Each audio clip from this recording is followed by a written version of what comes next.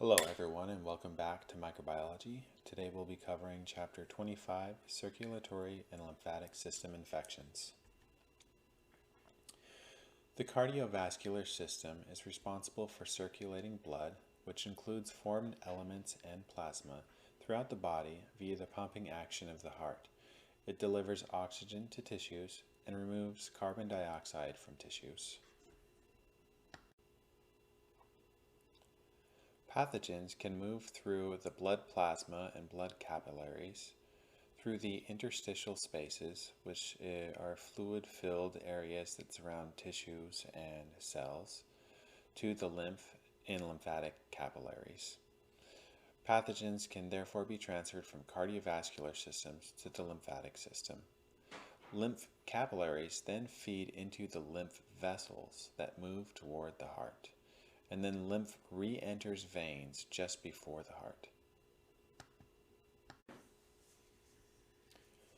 The lymph nodes are small ovular chambers that are found throughout the lymphatic system, and these areas contain the cells we've previously discussed, macrophages, B cells, and T cells that destroy pathogens.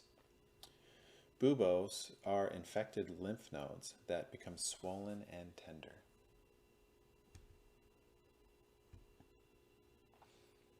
We'll cover a variety of diseases that affect the cardiovascular and lymphatic systems that may be caused from bacteria, viral, protozoan, or helminthic organisms. Septicemia and sepsis. Septicemia is an acute illness caused by microorganisms or toxins in the blood. Sepsis, a systemic inflammatory response syndrome, caused by the release of inflammatory compounds into the blood in response to an infection, not necessarily septicemia, accompanied by fever, chills, and elevated heart rate. Severe sepsis is a stage of sepsis associated with a drop of blood pressure and dysfunction of at least one organ. Septic shock is the final stage of sepsis, wherein low blood pressure occurs and can't be controlled by the addition of fluids. A 50% mortality rate occurs with septic shock. Finally, lymphangitis. Itis means inflamed, so this is the inflammation of lymph vessels that then present as red streaks under the skin along the arm or leg, and often accompanies sepsis or septicemia. So here's an example of lymphangitis, and we can see the red streaks and the sores around the lymph nodes. Okay, checkpoint 1. Which type of sepsis is caused by compounds that are an integral part of the pathogen?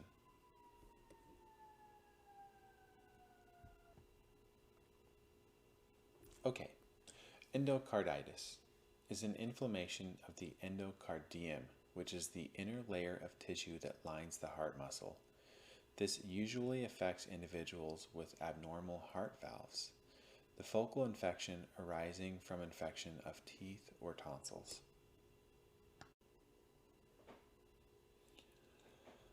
Subacute endocarditis is most often caused by alpha hemolytic streptococci, Streptococcus viridans. It can be fatal within months if untreated. Acute endocarditis is most often caused by Staphylococcus aureus. It destroys the heart valves and causes death within days or weeks if untreated. Rheumatic fever is an autoimmune complication of group A beta hemolytic streptococcal infections. It is initially present as a fever and arthritic nodules at joints, as seen in the image to the right. Immune responses then further damage heart valves in 50% of cases. Tularemia is transmitted parenterally via contact with rabbits or rodents. It's caused by the bacteria Francisella tularensis. It colonizes the lymph nodes and causes buboes, which you can see in the image to the right, and it is capable of multiplying inside of macrophages. Brucellosis is the world's most common zoonosis, which is a pathogen that comes from other animals. It's transmitted via contact with hoofed mammals or unpasteurized dairy products and caused by the members of the genus Brucella. The symptoms include fever, malaise, aches, sweats, and loss of appetite. Anthrax is caused by Bacillus anthracis endospores, which is a bacterium whose endospores germinate within macrophages, enter the bloodstream, and release two exotoxins: edema toxin, which causes swelling and interferes with cell-mediated immune response, and lethal toxin, which targets and kills macrophages. Anthrax can be transmitted and infect three different systems. One is cutaneous, or the skin, where it enters via the parenteral route, and it causes vessels to form on the skin that rupture and leave a black scab. And this is the majority of natural occurring cases, about 90%.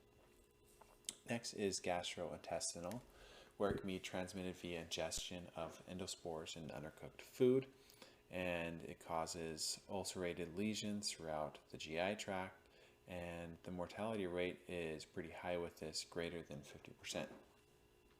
Finally, we have the respiratory, which is transmitted via inhalation of endospores, progresses from mild symptoms to septic shock in 2 to 3 days, with nearly 100% mortality. Okay, checkpoint 2. A patient presents with a fever and swollen protrusions around his joints. What group of pathogens is likely responsible?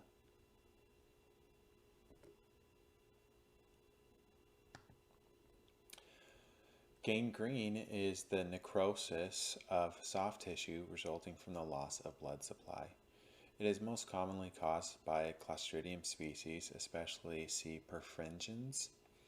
Gas gangrene gets its name because of the anaerobic fermentative production of carbon dioxide and hydrogen gas, and the spread of pathogen and toxins to bloodstreams results in the systemic illness of the patient.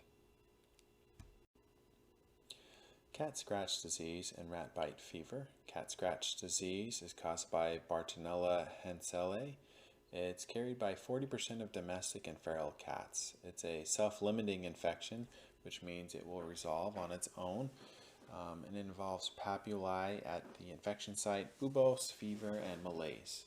Rat bite fever is caused by Streptobacillus mononocleoforms, or Spirillum minis. Symptoms include fever, chills, muscle and joint pain, and rash on the extremities.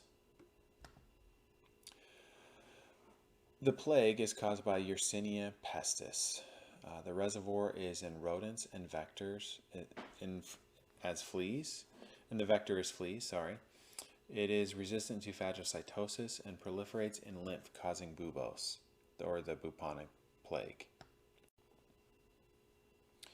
The mortality rate is, if left untreated, is 50 to 75% within a week. And septicemic plague leads to subdural hemorrhaging, which is why it's called the Black Death, as you can see in the image to the right. The plague is still with us. As you can see, here are reported cases in the United States from 1970 to 2017. You see a number of them existing in the southwest. In the west region, this is due to rodents like squirrels and such that carry these bacteria.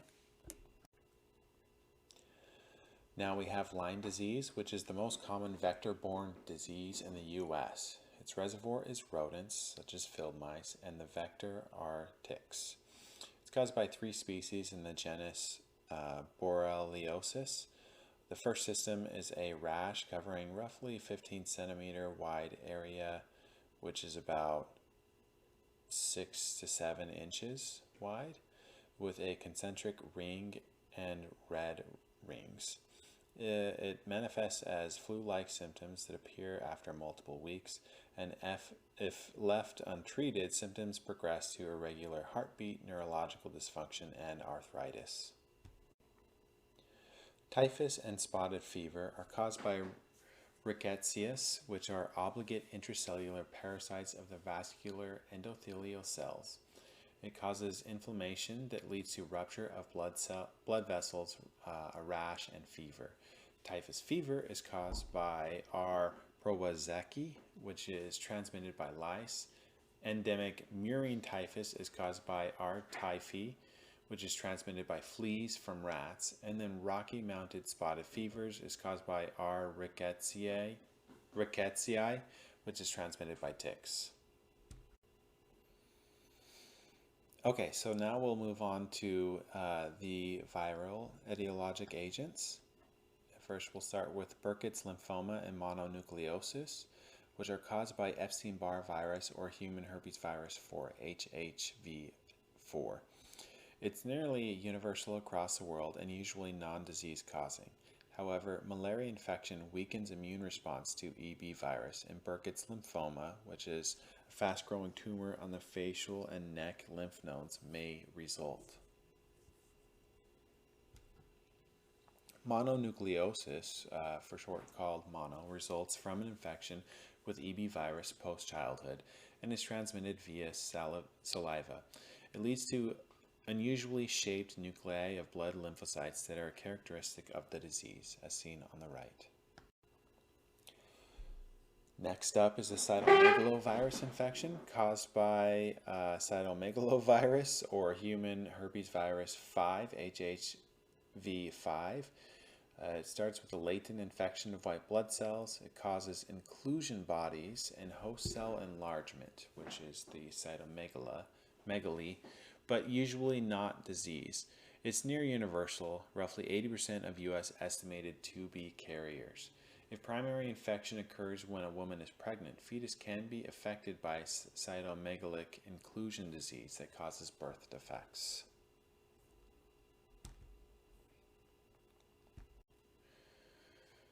Next up, we have chikungunya, which is caused by the CHIKV. This virus has a possible reservoir which is unknown, and the vector is mosquito, either Aedes aegypti or Aedes albopictus, and the symptoms are high fever, severe persistent joint pain in wrist, fingers, and ankles, and a rash and large blisters. Yellow fever is caused by yellow fever virus, transmitted again by A. aegypti mosquito or via direct contact. Symptoms include fever, chills, headache, nausea, and vomiting, and jaundice that is indicative of liver damage. The mortality rate is 20%, and it can be prevented with mosquito control. The dengue fever is caused by a dengue virus, transmitted again by A. aegypti mosquito. Most infections are asymptomatic. Symptomatic infections range from mild dengue to fatal severe dengue, leading cause of death among children in endemic regions, and it exhibits antibody enhancement. This is basically a situation where upon first immune exposure, there can be an increased severity of infection through any further exposures. And this is why they believe that a second infection is worse than the first one. Basically, the antibody binding to the virus allows for the virus to better infect the cell. Consequently, there was a drug company who developed a vaccine for dengue fever, but it actually might do more harm for people receiving the vaccine if they experience this phenomenon. Next up, we have emerging viral hemorrhagic fevers.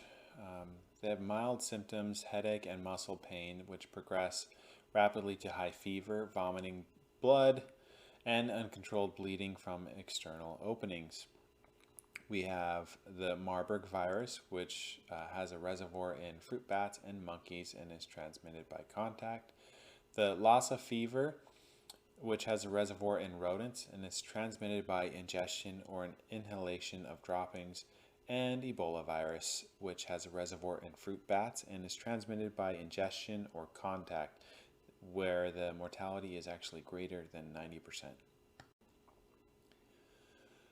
Checkpoint 3, Why are epidemiologists concerned about potential increased incidence of dengue, yellow fever, and chikungunya in light of ongoing climate change?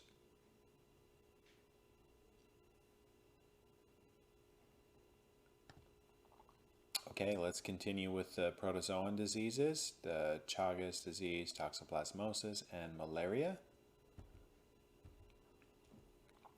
Chagas disease is caused by Trypanosoma cruzi. It has reservoirs in possums, armadillos, and rodents, and vectors is the reduviid bug, which is also known as the kissing bug. It's characterized by fever and swollen glands. Chronic infection leads to nerve and heart damage that can be fatal. Toxoplasmosis is caused by Toxoplasma gondii. Its definitive hosts are cats and intermediate hosts are other mammals, such as humans. It's usually asymptomatic or mild, and roughly 23% of the U.S. population is infected with Toxoplasma gondii. When infected, acquired during pregnancy, congenital infection can cause severe birth defects.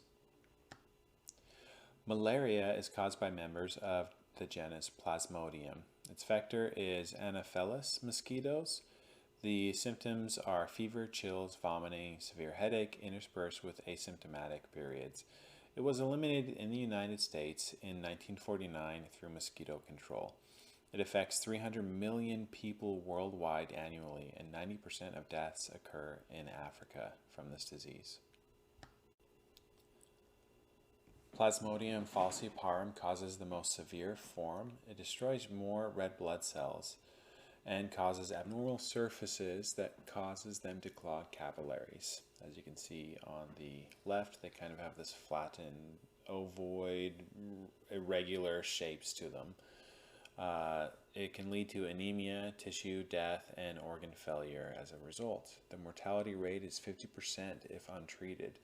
Many developmental forms have prevented effective vaccine development. And lastly, we'll talk about the helminthic organisms, namely SCHISTOSOMIASIS. These are caused by flukes from the genus Schistosoma. It sheds eggs in the human bloodstream and develops into adults. It affects 250 million people worldwide, and depending on species may cause bladder or intestinal inflammation. And lastly, we have our final checkpoint 4. Name 2 diseases that are typically only problematic if acquired during pregnancy.